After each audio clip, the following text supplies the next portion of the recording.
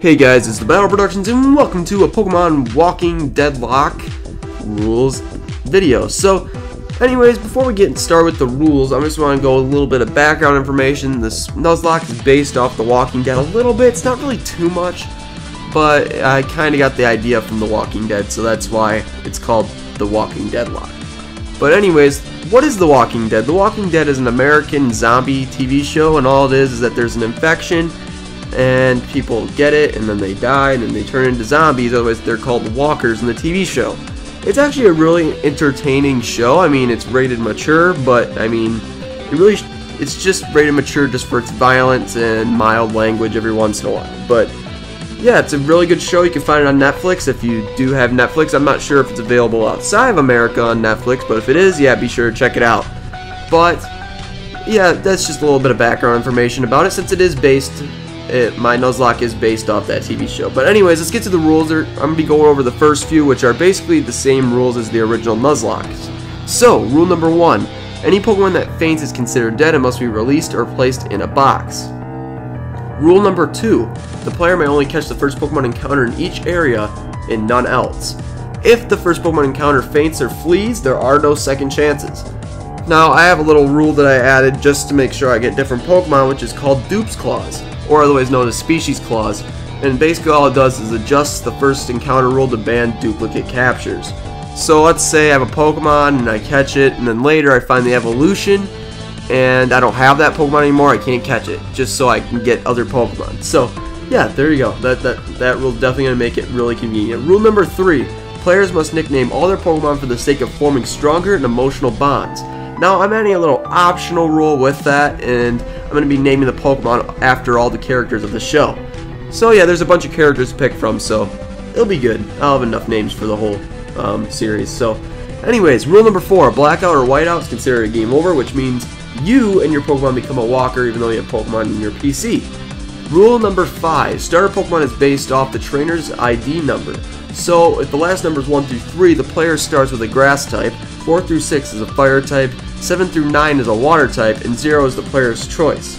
Rule number 6 I kind of added just for the sake in case I run across a shiny Pokemon on a rare chance. I can still catch it, whether or not it's the first encounter of the area, and I can also use it, and I don't need to release it if it faints.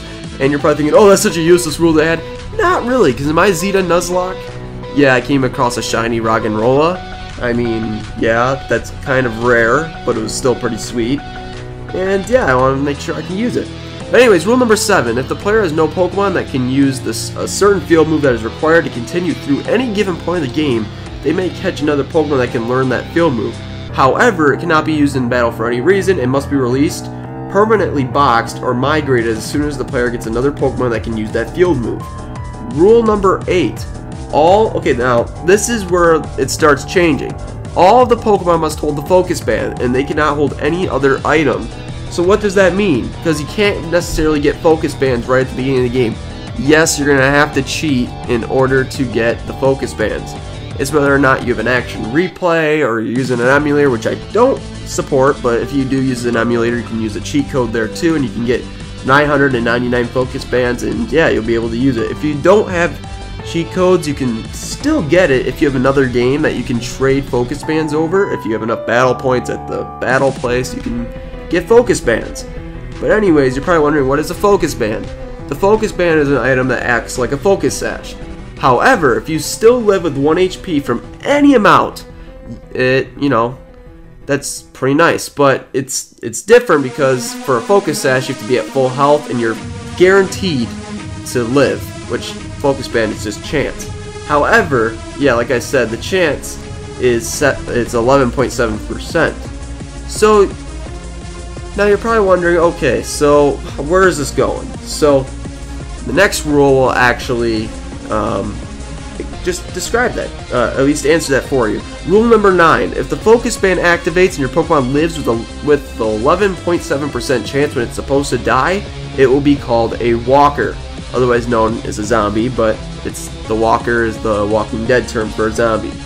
Rule number 10: if your Pokemon does turn into a walker, you can use it for the rest of the fight if it survives the whole fight. If it doesn't survive the whole fight, then whatever.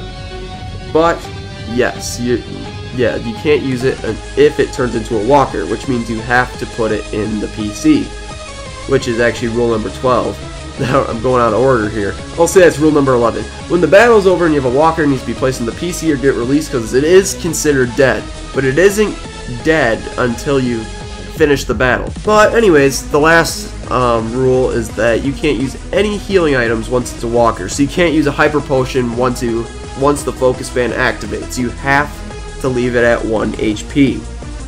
Now, okay. Now I've gone through all of the rules. You're probably wondering, which game am I going to do? The game I'm going to do is Pokemon HeartGold. In Pokemon HeartGold, I am going to add an exclusive rule for HeartGold and Soul Silver if you do decide to play along. If a Pokemon is poisoned, and it's at the top of the party and survives with 1 HP, it does turn into a walker, but you still get one more battle with it. But anyways, that is the end of the rules video, so if you have any questions, please put it down in the comments below.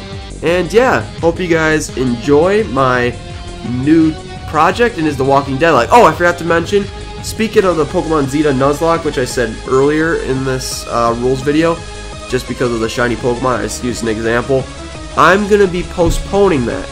And the reason why is because, well, I needed a spot for the Walking Deadlocke, and I wanted to do something more unique on my channel.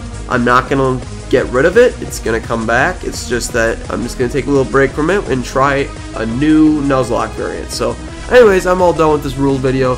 So if you enjoyed this video, please leave a like, favorite, comment, subscribe, and check out the people in my box, and see you guys next time with the first episode of the Pokemon HeartGold Walking Deadlocke Nuzlocke video.